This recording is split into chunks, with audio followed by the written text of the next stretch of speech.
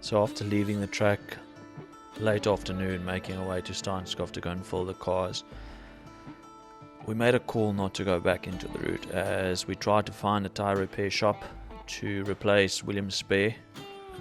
The next part of the track is 300 kilometers of 4x4 route, hard, rocky terrain, not as much sand as what we had on the previous section.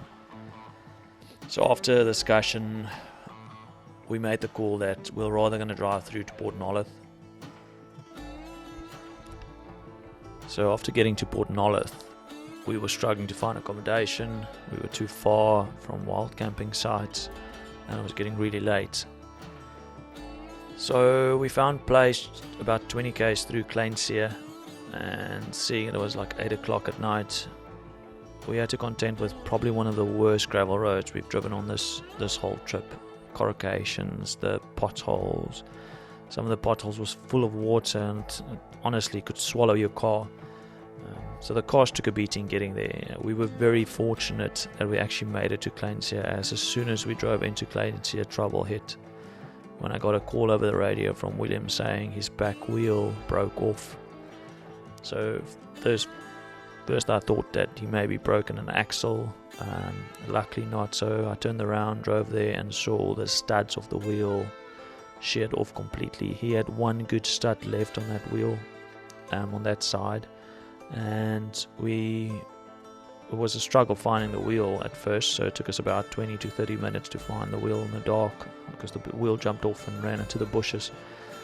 And we just stole his stud off the other back wheel to just get the wheel back onto the car, and we limped the car for about 20 k's to camp. We got to camp extremely late, just opened up the tents and went to bed, and well, this is the story.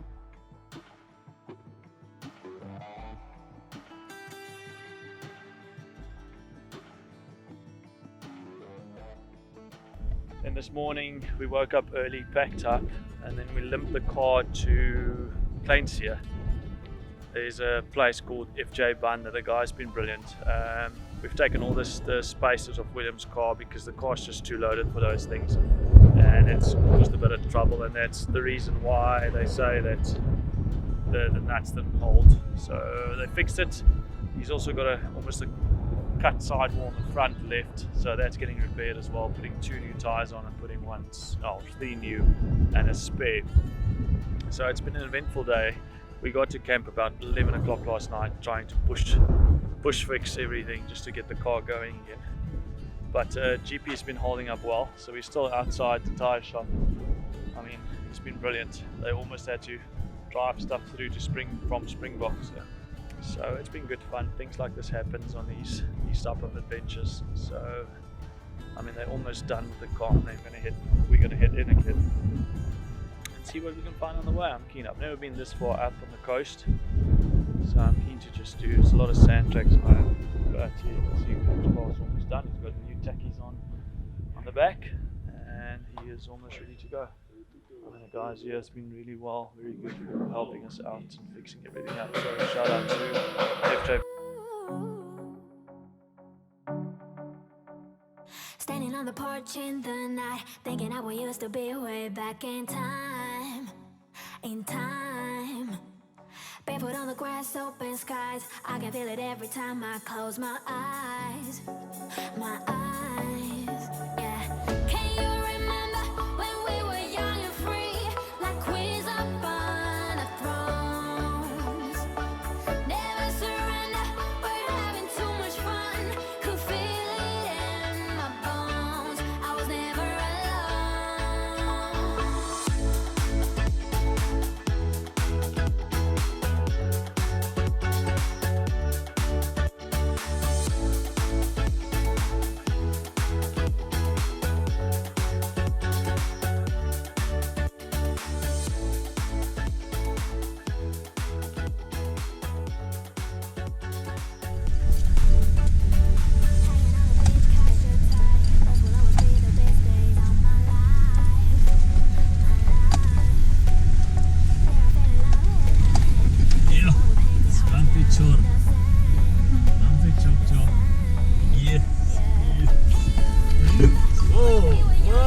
acabó. Bumpy Chucky.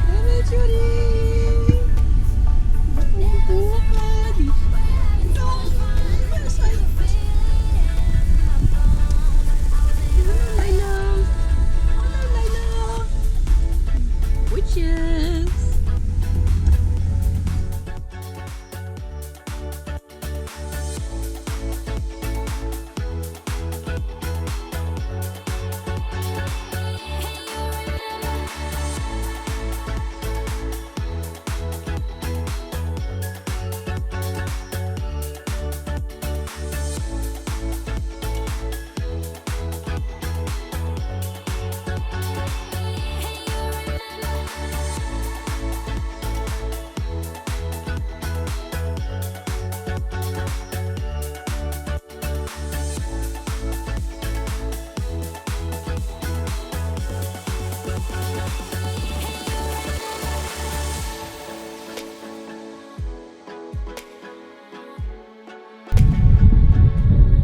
Never alone.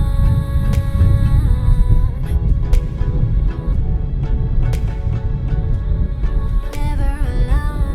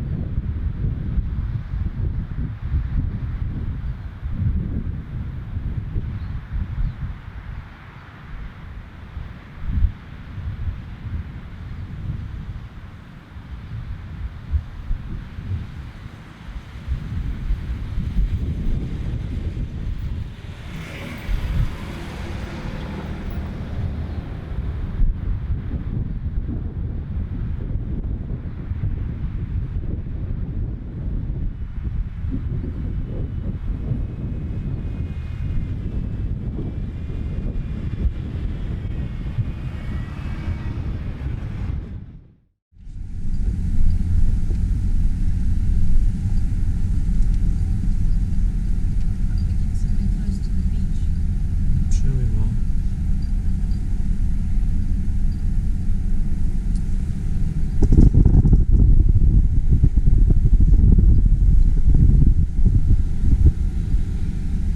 Beautiful place this. It's pretty much whole track is sand all along the coast. There's some roads that you just got to be careful, and that's why it's a good thing having Tracks for Africa. It tells you where you're allowed and not allowed to drive, because some of these areas, some of the roads are illegal, because we're not allowed to go onto the beaches in South Africa, and people need to respect that, because places like this need to stay open for us to enjoy and all of us to enjoy. So hopefully we can find a nice campsite soon. We don't want to set up too late today, as we've had a couple of tough days. Oh, this is a bit sandy. Oh.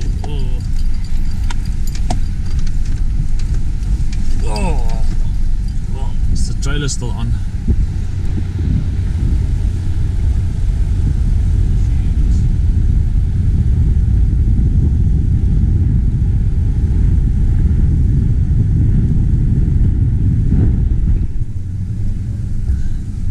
Nice little sand track.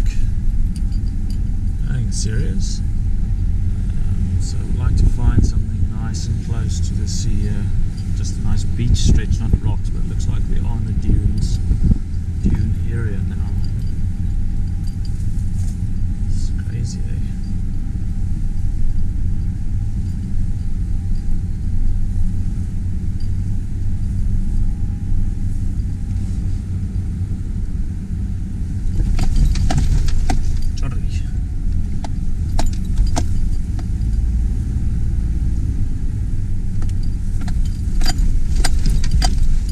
Very bumpy, very bumpy, very bumpy.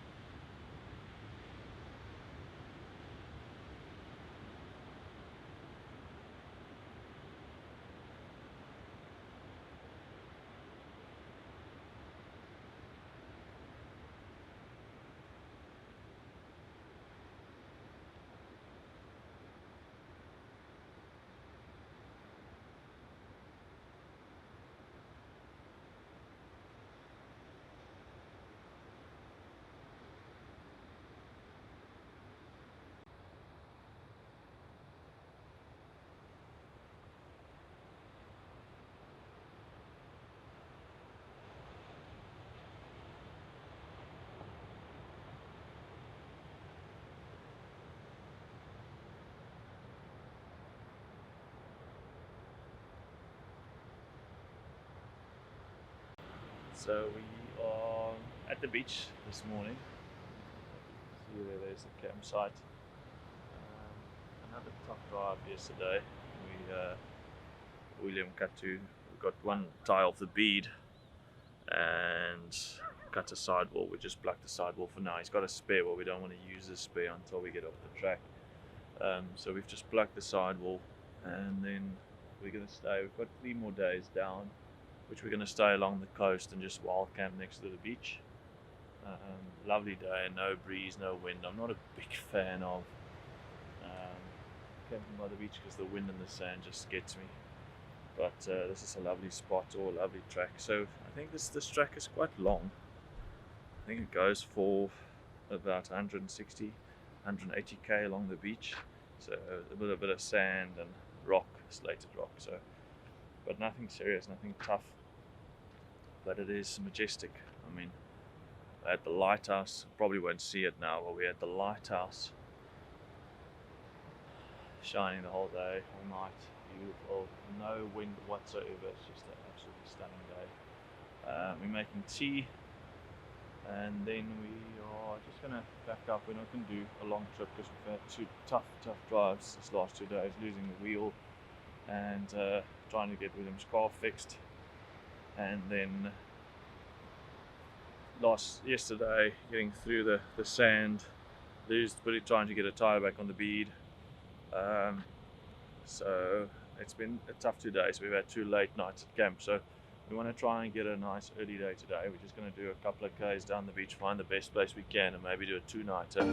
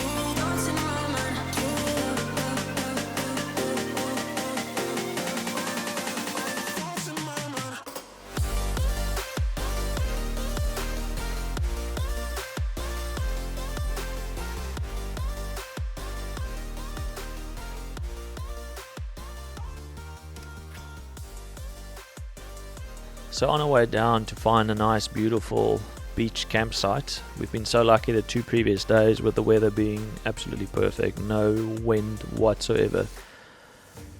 The wind got up, not up, gale force winds, and who's ever camped in a tent in 60, 50k winds, no, it's not very pleasant. So again we had to make the call to push through to Klein Willem. We found a campsite next to the dam, which was grassed.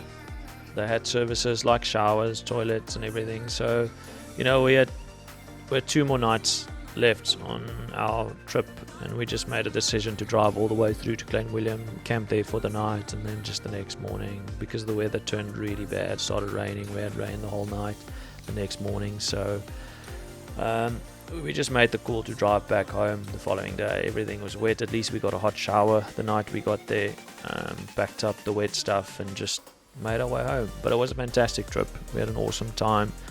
I can definitely recommend you going out and experiencing the whole of the Namaqualand, especially in this time with the flowers being out. It can get quite busy. We were quite fortunate that there was not a lot of people on the route while we were there, but we had an amazing time, and we look forward to coming back and experience the second part of it and the road to hell.